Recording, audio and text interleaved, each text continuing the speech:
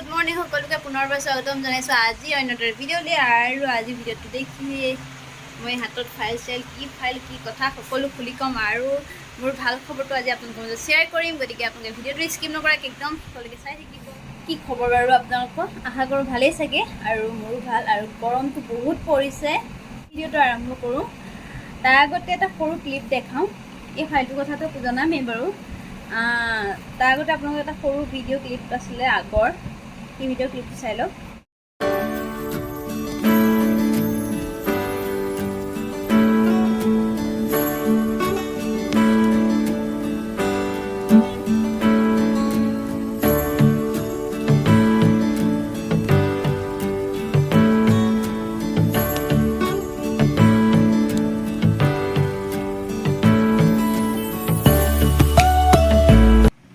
আপোনালোকে চাগে ইতিমধ্যে গম পাইছে যে মোৰ এই সৰু ক্লিপ দুটা দেখি আচলতে হয় মই প্ৰেগনেণ্ট হয় আৰু এতিয়া মোৰ 5 মাহ চলি আছে আৰু 16 জুনত মোৰ 6 মাহ হ'ব, মানে 5 মাহ কমপ্লিট হৈ 6 মাহ সোমাব।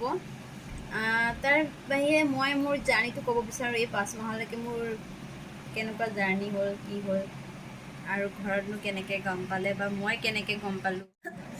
কথাটো হৈছে কি যে মই এমাহ মানে কি 2 মাহেই হ'বলৈ কমপ্লিট হ'বলৈ হৈছিলে, এমাহ 20 দিন মানেই হৈছিলে।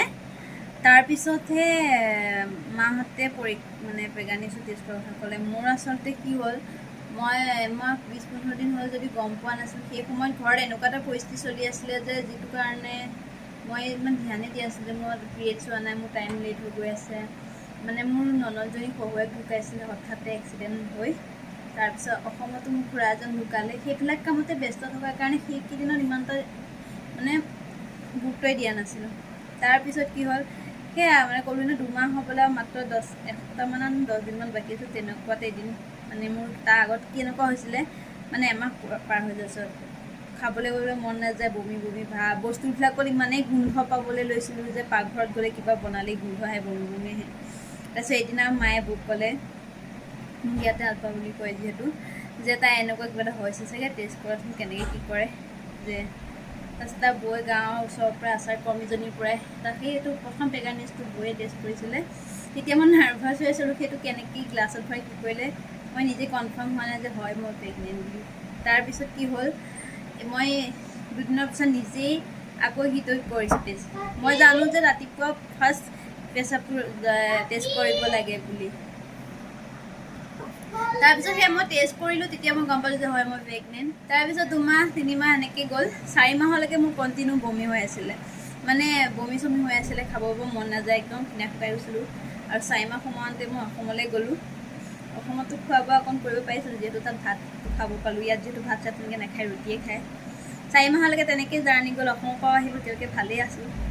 অসমলৈ যোৱাৰ আগত 3 মাহত সেইটো ছ'ন'গ্ৰাফিটো কৰিলোঁ। তাৰো এটা ক্লিপ আছে, সেইটো আপোনালোকৰ মাজত শ্বেয়াৰ কৰিম।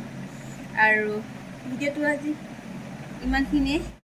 আজি ভিডিঅ'টো চাই কেনেকুৱা পালে জনাব, কমেণ্ট কৰিব আৰু আগলৈ আশীৰ্বাদ কৰিব ভালে কুশলে থাকোঁ। বৰ্তমান সুস্থ আছোঁ, ভাবো কৰিব পাৰিছোঁ আৰু সকলো ডক্টৰৰ ৰিপৰ্টত ভালেই আছে এতিয়ালৈকে। ঠিকে আছে, আৰু নেক্সট ভিডিঅ'বোৰ অতি সোনকালে দি থাকিম, আপোনালোকে চাই থাকিব, চেনেলটো ছাবস্ক্ৰাইব কৰি দিব। আৰু মই এতিয়া 3 মাহ কমপ্লিট হোৱাৰ পিছত ডক্টৰক দেখাই মানে এজনী মেমকে মই ট্ৰিটমেণ্ট লৈ আছোঁ। মেমজনী বহুত ভালদৰে চোৱা চিতা কৰে। মই যেতিয়াৰ পৰা গুজৰাটত আহিছোঁ, কিবা এটা বেমাৰ হ'লে তেওঁ তাতে যাওঁ, তেওঁ লিখি দিলে প্ৰতাপ চেম্বাৰলৈ আৰু আহি গ'লোঁ। বহি আছোঁ এতিয়া, ভিতৰলৈ মাতিবই।